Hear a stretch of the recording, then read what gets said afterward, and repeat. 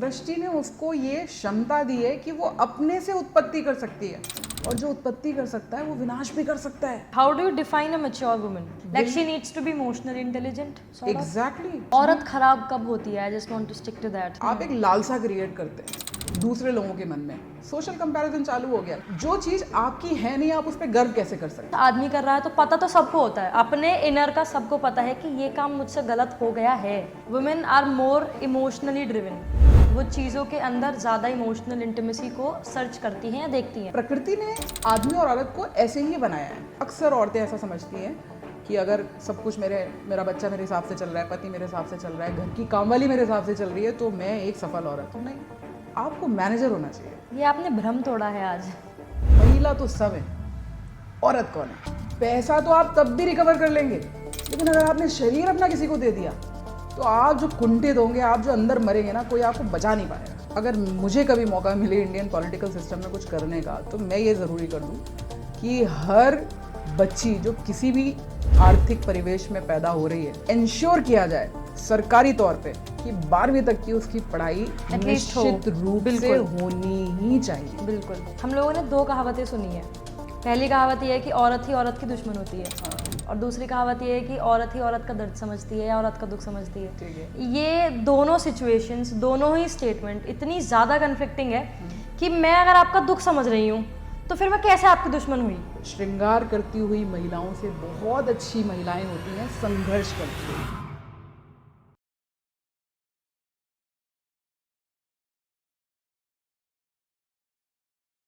They say strength is built in silence, but growth happens when nobody is watching you. So hello and welcome back, beautiful people. This is Simran Bhatti, your host for today's podcast episode, and I hope you all are doing so well. अब तक के जितने भी हमारे podcast हुए हैं with Akanksha ma'am, वहाँ पे हमने मेंटल हेल्थ, एक चाइल्ड को बेसिकली देखा है कि किस तरीके से 0 to 14 या फिर उससे आगे की जो एज गैप के बच्चे होते हैं या जो अडल्ट्स भी हो जाते हैं, वो किस तरीके से अपनी मेंटल हेल्थ को आगे लेके जाते हैं, किस तरीके से उसको फ्रेम करते हैं। लेकिन आज का पॉडकास्ट बहुत स्पेशल होने वाला है। आज के पॉडकास्ट में हम स्पेसिफिकली बात करेंगे अबाउट वुमेन, गर्ल चाइल्ड के बारे में, वुमेन के बारे में, फीमेल्स के बारे में, किस तरीके से सोसाइटी ने उन्हें विक्टिम बना के रखा है। बट एक्चुअल में बहुत सारे ऐसे केसेस हैं जब वुमेन सर्कमस्टेंसेस से आगे निकली है, उन्होंने खुद को अडेप्ट किया है, एक नया फ्रेमवर्क सोसाइटी को दिया है।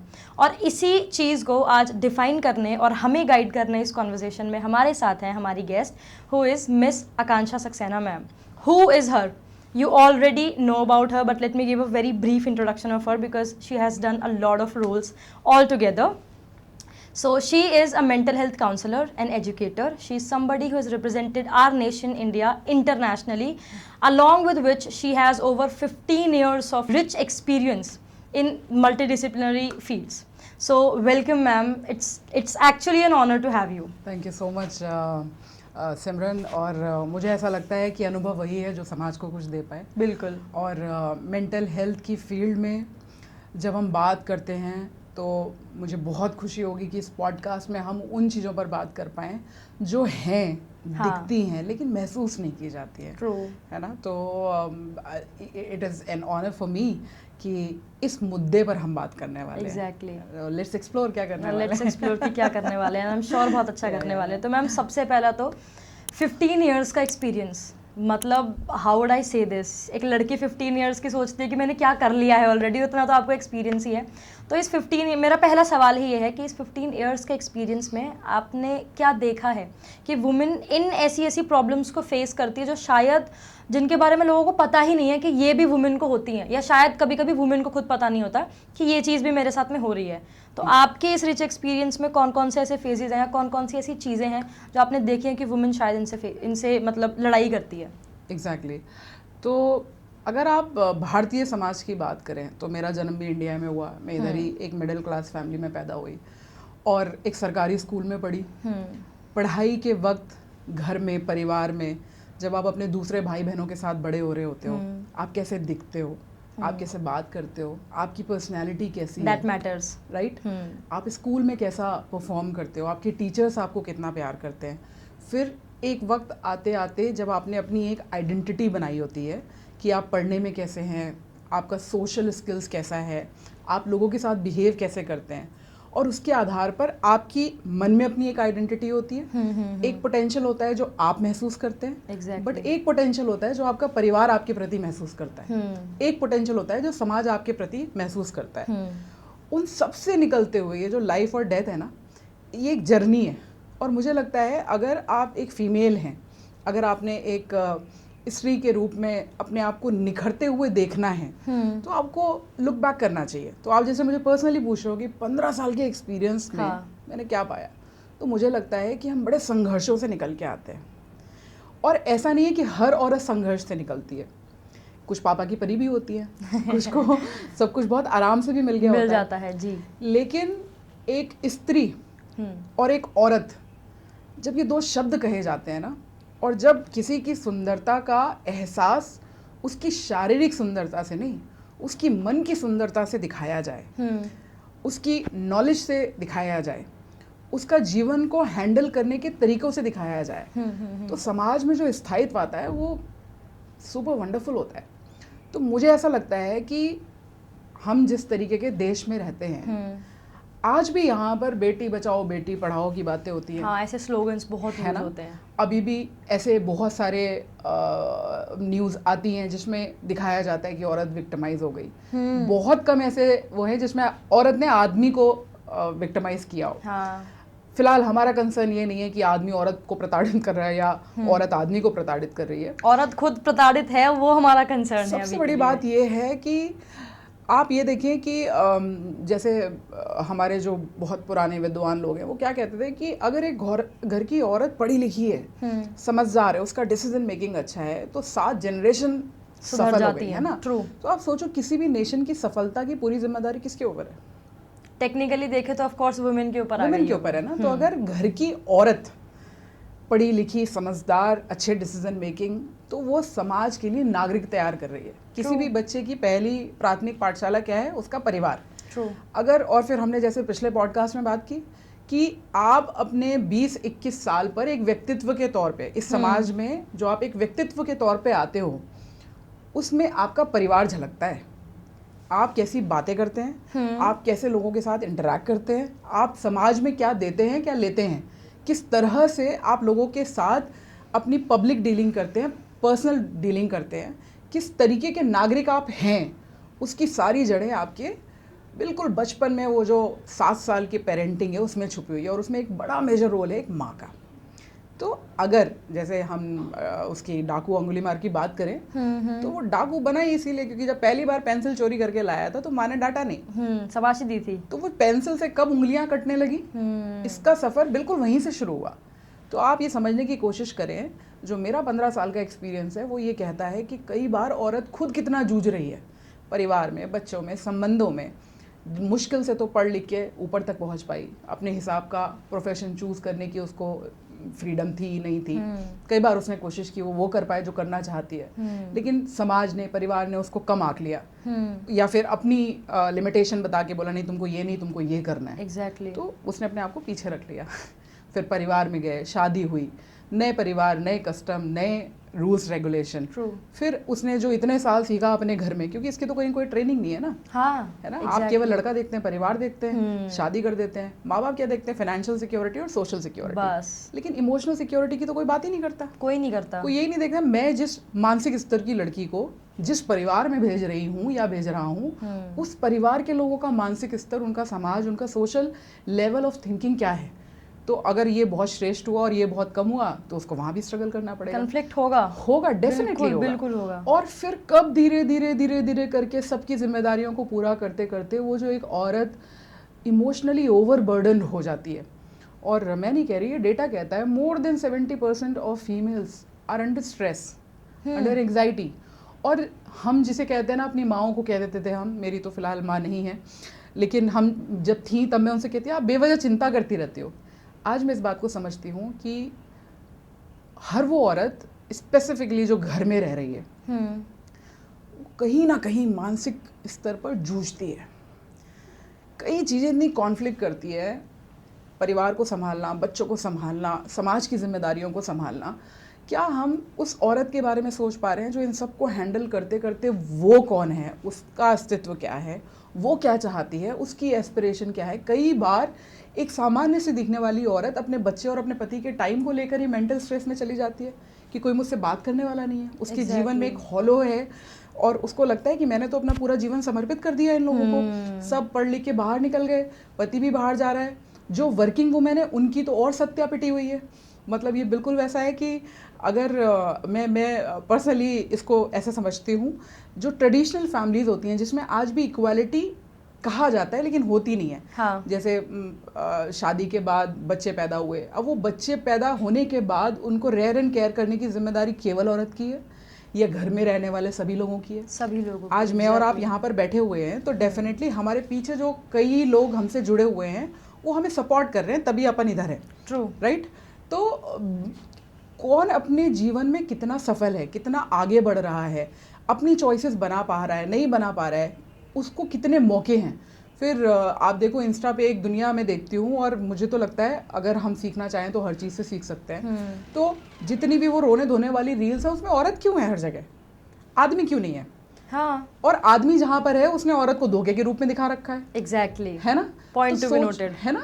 तो ये बड़ा बुरा हाल है, बहुत गलत चीज़ है। मतलब अगर कोई भी दो व्यक्ति किसी इमोशनल रिलेशनशिप में हैं तो जब वो दोनों सुख में हैं तो अलग होने पर दोनों ही दुखी में हैं। थोड़ा कंट्रीब्यूशन इसका भी होगा, थोड़ा उसका भी होगा। लेकिन जब आप उन रील्स को देखते हैं और उन रील्स में जिस तरह से लड़कों के बारे में बखान किया जाता है और जिस तरह से लड़के लड़कियों को एज अ कमोडिटी दिखाते हैं, वो बहुत डिस्टर्बिंग है। तो हम किस तरीके के समाज का निर्माण कर रहे हैं? यहाँ पे मेरा एक क्वेश्चन अराइज होता है कि ये जो लड़के होते हैं, आपने बोला कि लड़के लड़की को एज अ कमोडिटी शो करते हैं। हाँ? ये आपके हिसाब से ऐसा क्यों होता है? Like what are the factors जो उस लड़के को ऐसे इन्फ्लुएंस कर रहे हैं कि लड़की कमोडिटी है, इवन व्हेन उसकी बहन भी होती है या उसकी भी माँ होती है, but still he is thinking कि मतलब ये तो कमोडिटी है, इसको मैं कुछ एक तरीके से he is influenced by any other way. तो ऐसा एक विच इज दिस फैक्टर? ये मुझे ऐसा लगता है कि किसी भी समाज का एक जो दर्पण होता है ना, वो सिनेमा के फॉर्म में आता है। और हमारे यहाँ का जो सिनेमा है, जो बॉलीवुड है, वो बहुत शुरू से ये दिखाता आ रहा है, सुंदर, पतली, zero figure, sexy, true, mall, you know, ये बॉडी शेमिंग का जो शुरुआत है वो सिनेमा दे रहा है। भाई अगर एक लड़की पढ़ी लिखी है, समझदार है, अच्छे डिसीजन लेती है, कहीं भी डरती नहीं है, हर युद्ध के बाद तुरंत खड़ी होती है, तो उसे सुंदर क्यों नहीं कह रहे तुम, भले ही वो मोटी है। अगर कोई डार्क है, किसी का कलर डाउन है, मैं ये सब कुछ ऑब्जर्वेशन के आधार पर कह रही हूँ, कोई डार्क है और उसने 2-4 वीडियोस अच्छे बनाए और चल गए, तो टैग करके बोलते हैं कि कलर इसको रोक नहीं रहा है। कलर क्यों रोकना चाहिए?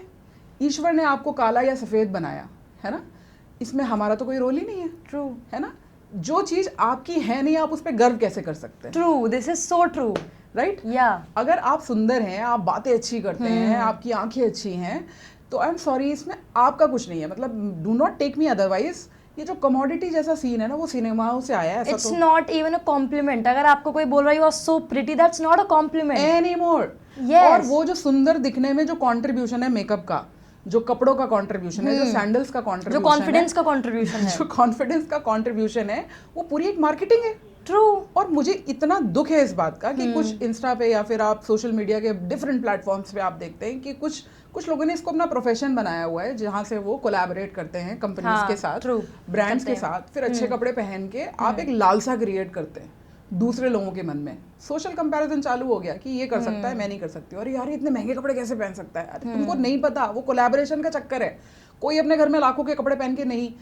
इस सोसाइटी में हम कहाँ बात कर रहे हैं वैल्यूज की, कमोडिटी की तो बात कर रहे हैं। मतलब मुझे देखकर अट्रैक्ट हो, हाँ, है ना? बिल्कुल। और कितनी अचंभित करती है ये बात कि जो ये बॉलीवुड हमको दिखाता है, किसी ने अगर अपनी फिगर पे काम कर लिया, फिगर हो तो ऐसी, फिर एज से रिलेट करते हैं। मलाइका अरोड़ा 50 की होने के बावजूद भी यौवन से भरपूर, शिल्पा शेट्टी, तो वो 2-4 हैं। इसका मतलब जो ये 143 करोड़ की जनसंख्या है और इसमें इतनी सारी जो औरतें हैं, इतनी सारी जो बच्चियां हैं, वो सब बर्बाद हैं। या अगर वो उनकी तरह हैं तभी वो सक्सेसफुल हैं।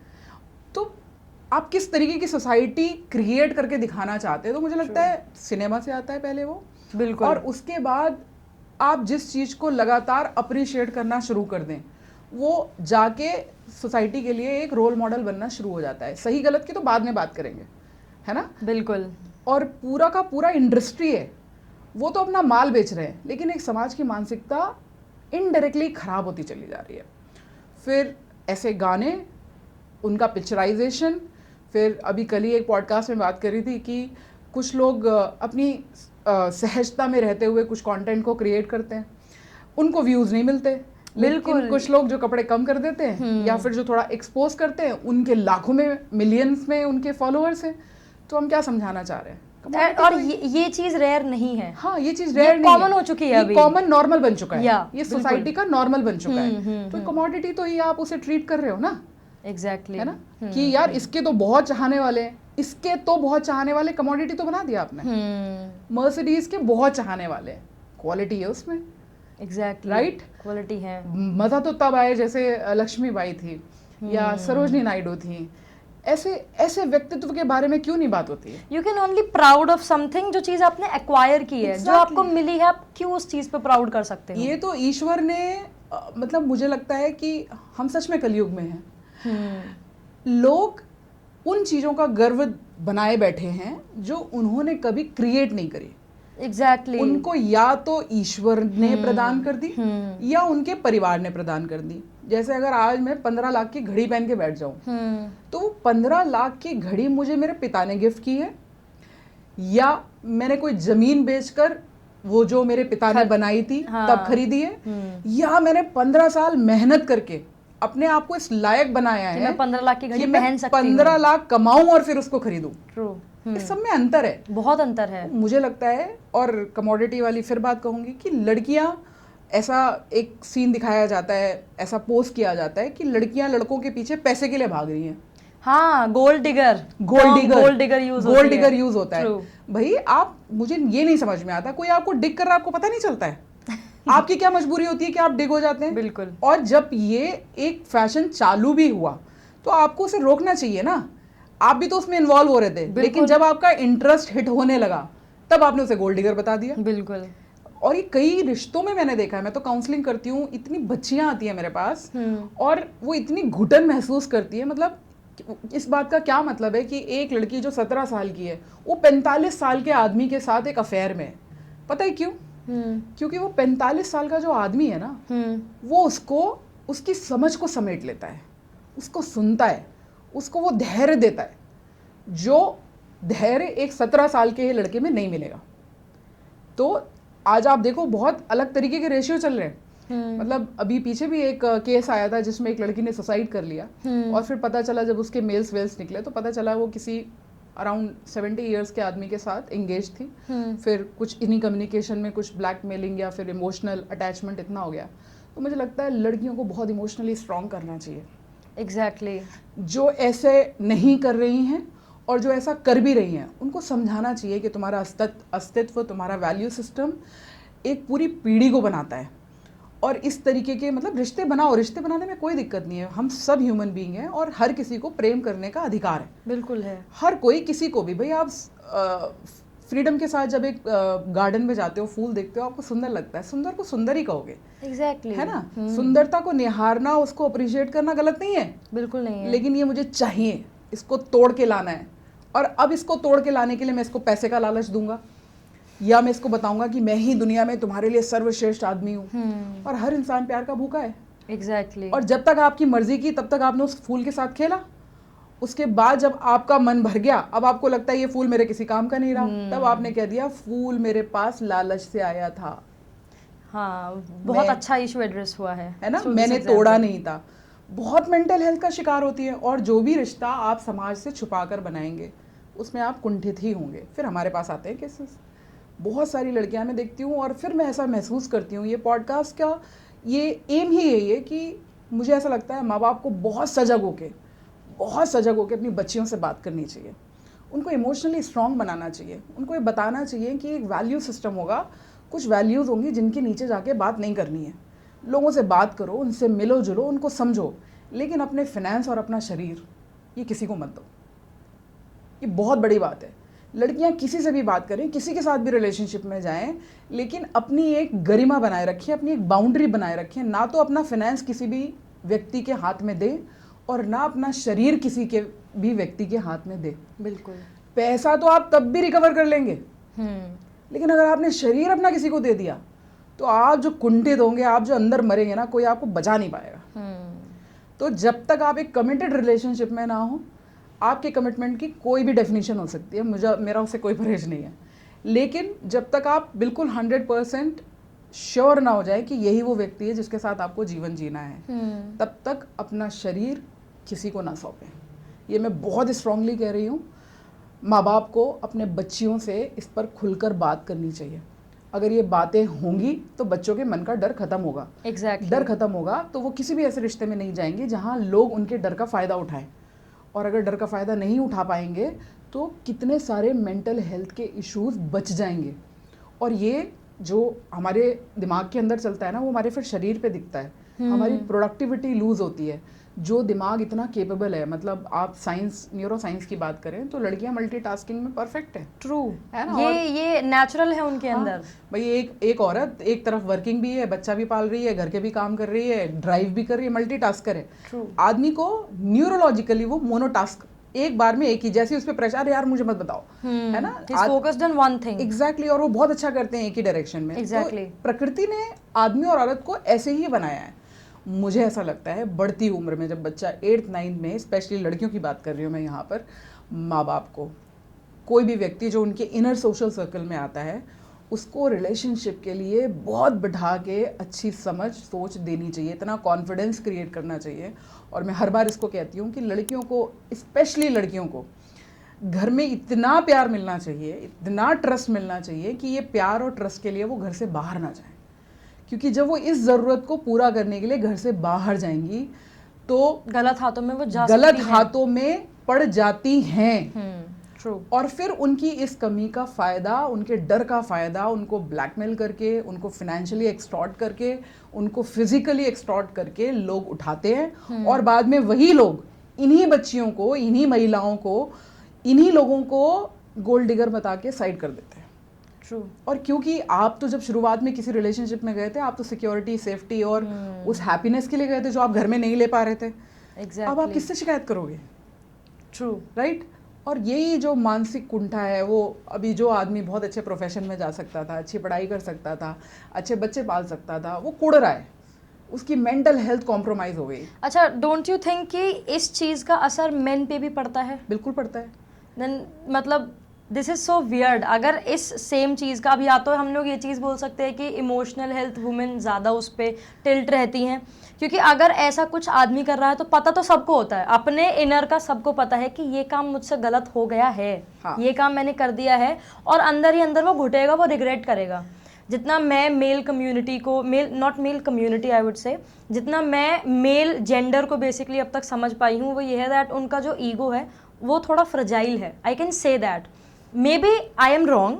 मैंने जितना देखा है अपनी इस एज ब्रैकेट के अंदर, तो मुझे ऐसा पता लगा है कि उनका ईगो काफ़ी फ्रिजाइल होता है। इसका मतलब अगर उन्हें पता लगेगा ना कि ये मैंने साथ में गलत कर दिया है, ये मुझसे गलत हो गया है, तो वो रिग्रेट नहीं करेंगे। उसने भी तो ऐसा किया था। Exactly. उसके साथ भी तो ऐसा हुआ था। Exactly. फिर वो उसको फ्रेमवर्क देंगे, एक दूसरा पर्सपेक्टिव देंगे, वो खुद फ्री हो जाएंगे। वहाँ जिसके साथ गलत हुआ है, जिसने कुछ गलत नहीं किया है, वो विक्टिमाइज हो जाएगी कि यार ये हो गया मेरे साथ, ऐसा हो गया है। अब वो किसी भी सर्कमस्टेंस से हुआ सही। इसके बहुत 2-3 बड़े बड़े रीजंस हैं। पहली बात तो मैं बहुत कॉन्फिडेंस के साथ इस बात को कह रही हूँ, आदमी औरत से कमज़ोर होता है इमोशनली, लेकिन दिखाता नहीं है।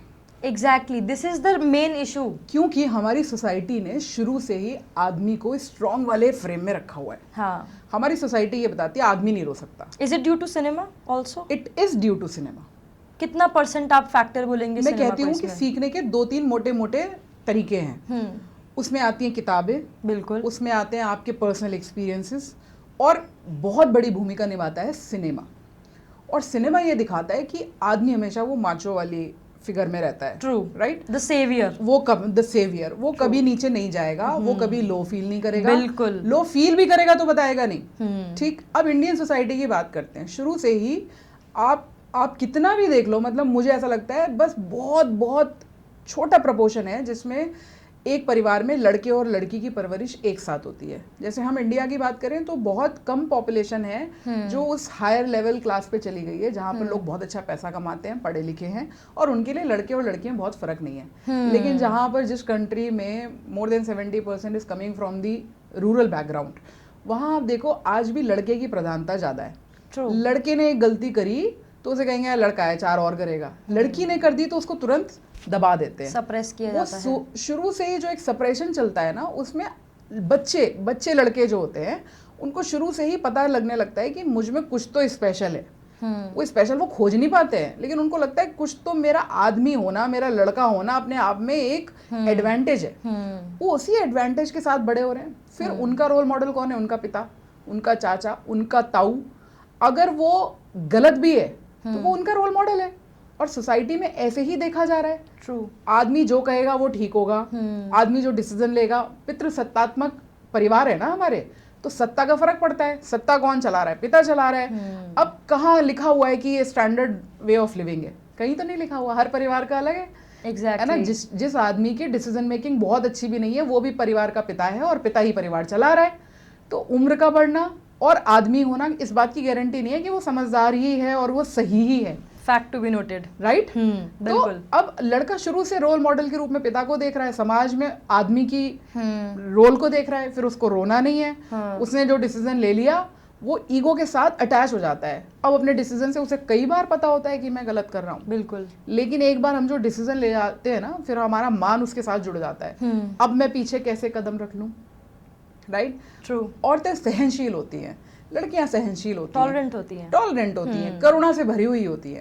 वो चाहती है कि इस आदमी को अपने जीवन में रखने के लिए अगर मुझे 6 बार झुकना भी पड़ेगा तो मैं झुक जाऊंगी, क्योंकि उसने अपनी माँ को झुकते हुए देखा है। हाँ, एग्जैक्टली। उसने उसके पास रोल मॉडल ऐसे ही है। तो एक पूरा सोसाइटी का स्ट्रक्चर है जिसको हम देख के बड़े हो रहे हैं। But now the time is, अब हम ऐसी भी रील देखते हैं जिसमें लड़की कह रही है कि ले जा वापस तू अपनी बारात, अब जब उसको रोटी बनाने को कह दिया जी। लेकिन आप ऐसी कितनी भी रील बना दे, सच तो नहीं बदलेगा। आपको रोटी तो बनानी पड़ेगी। एग्जैक्टली। ये रील्स में आप दिखा सकते हैं कि you are the natural giver. Exactly. आपको ईश्वर ने बनाया ही, और ये एक फॉर्च्यून है, ये सौभाग्य है कि वुमेन को एज अ गिवर बनाया गया है। एग्जैक्टली। औरत बच्चा पैदा करती है, सृष्टि ने उसको ये क्षमता दी है कि वो अपने से उत्पत्ति कर सकती है, और जो उत्पत्ति कर सकता है वो विनाश भी कर सकता है।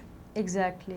विनाश करता नहीं है। क्यों नहीं करता है? क्योंकि ईश्वर ने उसको इतनी सहनशीलता, इतनी करुणा, इतनी संवेदनशीलता दी है जो शायद पुरुष को नहीं दी गई। पुरुष की उस लिहाज से कंडीशनिंग नहीं हुई है। तो ऐसा नहीं है, जब पुरुष गलत करता है उसको पता होता है, लेकिन वो अपने ईगो को अपने गलत और सही से पहले रखता है। और ईगो की आड़ में जैसे कभी कहीं धुआं होता है ना, धुएं के पीछे आग दिखती नहीं है, केवल धुआं ही दिख रहा होता है। तो ऐसा ही आदमी दिख रहा है, उसका ईगो दिख रहा है, लेकिन उसके पीछे वो भी तड़पता है, वो भी परेशान होता है, उसको भी चिंताएं होती हैं। लेकिन शायद सोसाइटी ने उसको ये सिखाया ही नहीं कि कैसे अपनी चिंताओं को बाहर खुल के रखें, बिल्कुल, कैसे अपनी उलझन के लिए बाहर बात करें। उसको लगता है अच्छा अगर मैं अपनी किसी से बात बता दूंगा या अपनी उलझन किसी को बता दूंगा तो लोग मुझे कमज़ोर समझेंगे। हाँ जी। और आदमी तो कमज़ोर हो ही नहीं सकता। राइट। तो दिस इज़ हाउ ऐसा है। और मैं ये नहीं कह रही हूँ कि हम किसी को जज नहीं कर सकते। कोई भी रिलेशनशिप में, किसी भी पर्टिकुलर सिचुएशन में हर इंसान अपनी परिस्थितियों से बंधा होता है। जो मेरा सही है वो आपका गलत हो सकता है, जो आपका गलत है वो मेरा सही हो सकता है। तो मैं ये नहीं कह सकती आपने ये गलत किया या आपने सही किया, क्योंकि अगर कोई आदमी चोर भी बन रहा है ना तो डेफिनेटली उसके पीछे कुछ तो ऐसा प्रेशर रहा होगा कि वो सामान्य आदमी से चोर बनने पे मजबूर हो गया। अब ये बात अलग है कि चोरी से भी बेहतर अच्छे ऑप्शन हो सकते थे। ट्रू। राइट। लेकिन अब उनका इतना, अगर ये दिमाग इतना ही डेवलप होता तो चोरी ही क्यों करते। बिल्कुल बिल्कुल। है ना। तो ये चॉइस है। हर बार अच्छा बनना बुरा बनना चॉइस है। बिल्कुल बिल्कुल। सही रहना गलत रहना चॉइस है। इज्जत करना इज्जत देना चॉइस है। वैल्यू सिस्टम को मेंटेन करना इज ऑल्सो अ चॉइस। ये परिवार से आता है। आप जैसे बिहेव करते हैं बताता है आपकी तरबियत कैसी हुई है, आपकी पेरेंटिंग कैसी हुई है, आपके माँ बाप कैसे रहे होंगे। मैं आज आपसे जो बात कर रही हूँ, या कोई भी व्यक्ति किसी से कभी भी जिस तरीके का भी बिहेवियर करता है, आपको ऐसा लगता है it is only you know.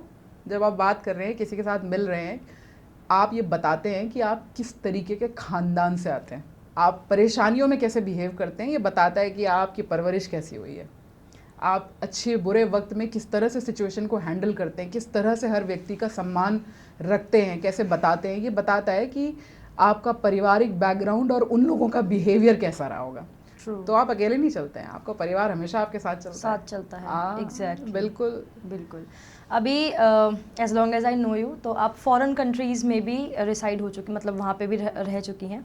तो अभी जैसे हम लोगों ने वैल्यू सिस्टम की और सोसाइटी की बात की, हमारे इंडिया की, अगर मैं आपसे बोलूँ कंपेयर करने के लिए और मुझे बताने के लिए कि क्या डिफरेंसेस हैं हमारे इंडिया में as a society for women especially, क्योंकि आज वुमेन के ऊपर हम लोग बात कर रहे हैं, और इंडिया में, मतलब इंडिया में और फॉरेन कंट्रीज़ में सोसाइटी का एक बेसिक पैटर्न है क्या, कि जिस तरीके से सोसाइटी जो बेसिकली वो काम कर रही है। बिल्कुल, ये बड़ा इंटरेस्टिंग क्वेश्चन है, स्पेशली फॉर वुमेन। यस 2018 में मैं लंदन में थी और वहाँ पर मैं जब इंडिया को रिप्रेजेंट कर रही थी तो एक दिन हमें एक स्कूल विजिट पे ले गए। अच्छा। लंदन के एक स्कूल में हम गए और वहाँ एक मैथ्स का पीरियड चल रहा था। क्लास के अंदर मैंने देखा कोएड था, लड़के लड़कियाँ दोनों साथ पढ़ रहे थे। मैथ्स का पीरियड ख़त्म होते हुए 1 घंटी बजी, सारे बच्चे भाग के गए क्लास के पीछे तरफ। खुला है पूरा, इस क्लासरूम खुला है और उसमें लड़कियां भी हैं लड़के भी हैं, और ये मैं बता रही हूँ ये क्लास के बच्चे होंगे, कुछ 5th क्लास के बच्चे होंगे। मेरी आंखों के सामने लड़के और लड़कियों ने वहीं कपड़े चेंज किए। कोई ट्रायल रूम नहीं था, कोई अलग से रूम नहीं था, वो लड़के लड़की उधर ही कपड़े चेंज कर रहे हैं और मैं बड़ा सरप्राइज हो गई, ये क्या हो रहा है। फिर ये उस टाइम शायद मेरी बुद्धि भी इतनी बड़ी नहीं थी और मेरे लिए इंटरनेशनल ये एक सोशल कल्चरल शॉक था, एक्सपोजर भी था कुछ। हाँ, मतलब जिस तरह की परवरिश से हम लोग आते हैं कि भाई हमेशा बाथरूम में जाके कपड़े चेंज करने हैं, घर के मर्दों के सामने कपड़े चेंज नहीं कर रहे हैं। तो स्कूल में सारे बच्चे, उनके स्पोर्ट्स का पीरियड था और वो जो घर से पहन के आए थे उसको उतार के उन्होंने अपने इनर वगैरह डाले और वो खेलने चले गए। पहला ये इंसिडेंट। दूसरा भी, मैं पिछले 3-4 साल से जर्मनी में हूँ तो मेरा बच्चा भी वहीं जर्मन स्कूल में पढ़ता है, तो मैं देखती हूँ कि उधर जिम में और जो हमारे शॉपिंग मॉल्स होते हैं वहाँ पर कोई पर्दे होते हैं, कुछ दरवाजे नहीं होते बाथरूम्स में। मतलब जिम में भी नहाने के लिए एक कॉमन बाथरूम होता है जिसमें नेकेड होके औरतें जाके दे टेक द शावर। उधर कोई कैमरे वैमरे ऐसे नहीं लगे होते हैं। और जब आप रोड पे चलते हैं, मतलब ये तो बहुत बड़ा कल्चरल शॉक था। मतलब आदमियों के जिम के जो वॉशरूम्स होते हैं वो अलग होते हैं, औरतों के अलग होते हैं, लेकिन औरतों के वॉशरूम में भी कोई पर्दा नहीं होता। वो सब एक साथ ही, जिसको शावर लेना है जिम करने के बाद, वो उधर ही कपड़े उतार के नहाते हैं। तो ये मेरे लिए कल्चरल शॉक था। इसके बाद जब मैं रोड पे चलती हूँ तो मैं क्या पाती हूँ कि वो हर तरीके के कपड़े पहनते हैं। हमारे यहाँ जिन कपड़ों में ये कहा जाता है कि इज्जत खत्म हो गई, समाज को नीचा कर दिया, वो उनका नॉर्मल रूटीन है गर्मियों के टाइम पे।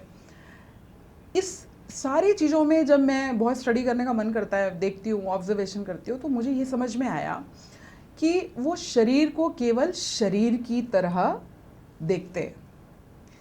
इसका क्या मतलब हुआ? इसका मतलब ये हुआ, जैसे हम अभी बात कर रहे थे कि औरत में कमोडिटी देखना, सेक्सी है, सुंदर है, अट्रैक्टिव है, मुझे मिल जाए, मैं इस पे पोजेशन ले लूँ। उधर ऐसा कुछ नहीं है। आप रोड पे नंगे भी चलेंगे ना, बीइंग अ फीमेल, तब भी कोई आपको तब तक नहीं देखेगा जब तक उसका आपसे कोई इमोशनल संबंध ना हो। समझ रहे हैं आप मेरी बात? बिल्कुल। मतलब कोई किसी को एक बॉडी की तरह ही ट्रीट करता है जब तक उसके साथ कोई इमोशनल कनेक्ट नहीं है। और जिसके साथ इमोशनल कनेक्ट है, बड़ा अच्छा लगता है वहाँ पर।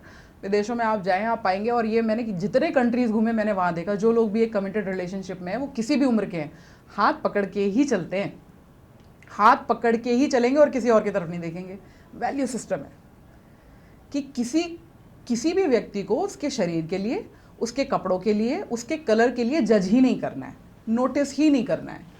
और मैं अभी कल ही देख रही थी, मैं अपनी लिफ्ट में थी तो एक काम करके बंदी जा रही थी, भाई ऐसे उसने मेरे को ऐसे देखा जैसे मैंने कुछ नहीं पहन रखा हो, और मैंने सब कुछ पहन रखा था। तो क्यों क्या है? जब भी आप अपने से कुछ बेहतर देख रहे हैं या फिर कुछ अलग देख रहे हैं, तो आप क्यों देख रहे हैं? वैल्यू सिस्टम नहीं है, किसी ने सिखाया ही नहीं है। तो वहाँ पर शरीर को केवल शरीर की तरह ट्रीट करते हैं, ये बायोलॉजिकल फॉर्म में, चाहे वो आदमी का है चाहे वो औरत का है। जब तक कि किसी का किसी से कोई इमोशनल संबंध नहीं है, तब तक कोई किसी को डिस्टर्ब नहीं करेगा। फ्रीडम जो मैं कह रही हूँ ना, फ्रीडम जो फील होती है वो उन रोडों पर फील होती है आपको। आप रात के 10 बजे निकल जाएं, आपने कैसे भी कपड़े पहने हो, आप काले हो, गोरे हो, मोटे हो, पतले हो, आपने वैक्स कराई हो, नहीं कराई हो, आप फ्री हैं, ये सबसे बड़ा डिफरेंस मैं पाती हूँ। जो इंडिया में मुझे लगता है हमारा अपना कल्चर है, फिर कुछ लोग इसको अलग तरीके से ना ले जाएं, ये उनका अपना कल्चर है। बिल्कुल। मेरे लिए कल्चरल शॉक था, हम ऐसा यहाँ नहीं कर सकते, हमें नहीं करना चाहिए, क्योंकि हमारी अलग तरीके की भौगोलिक परिस्थितियाँ हैं, एक अलग तरीके का पॉलिटिकल और सोशल कल्चर है। लेकिन ऐसा मैंने देखा, ये डिफरेंस मैंने पाया।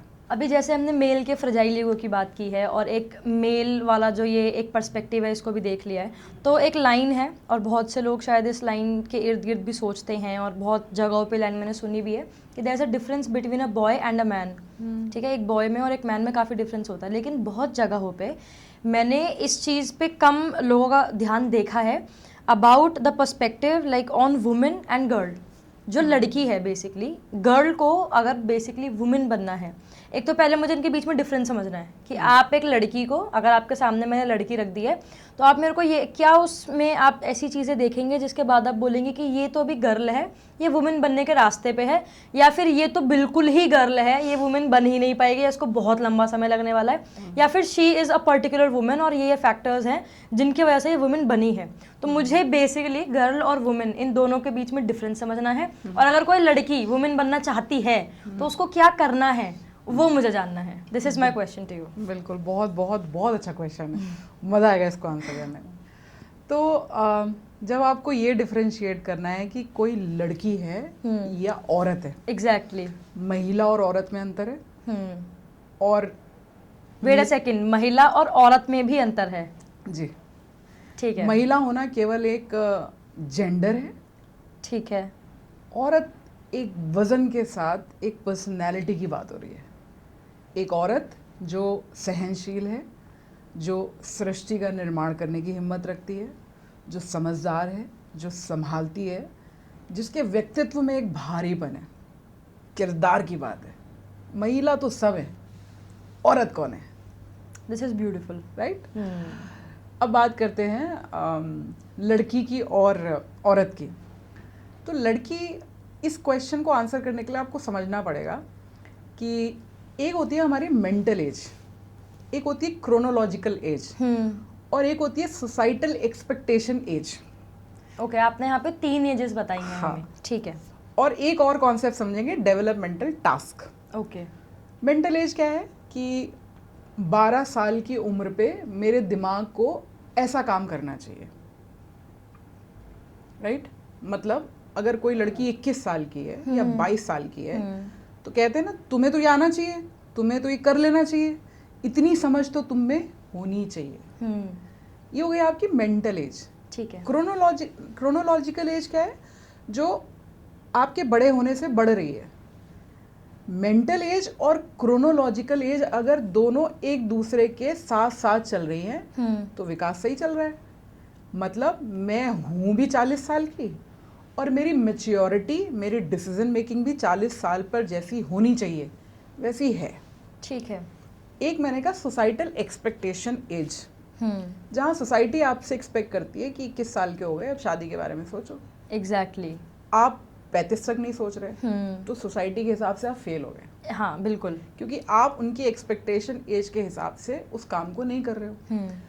एक आती है आपकी डेवलपमेंटल एज, डेवलपमेंटल टास्क जो मैंने आपको बताया, वो क्या कहती है? थोड़ा सा ह्यूमन डेवलपमेंट का एक टर्म है जो ये बताता है कि हर एज पर आपका शरीर जब बढ़ रहा है और आपकी बुद्धि जब बढ़ रही है, आपकी मेंटल और क्रोनोलॉजिकल एज जब बढ़ रही है, तो कुछ तय सीमा पर कुछ कुछ चीज़ें डेवलप होनी चाहिए। जैसे बच्चा 1 साल के बाद चलना शुरू करेगा।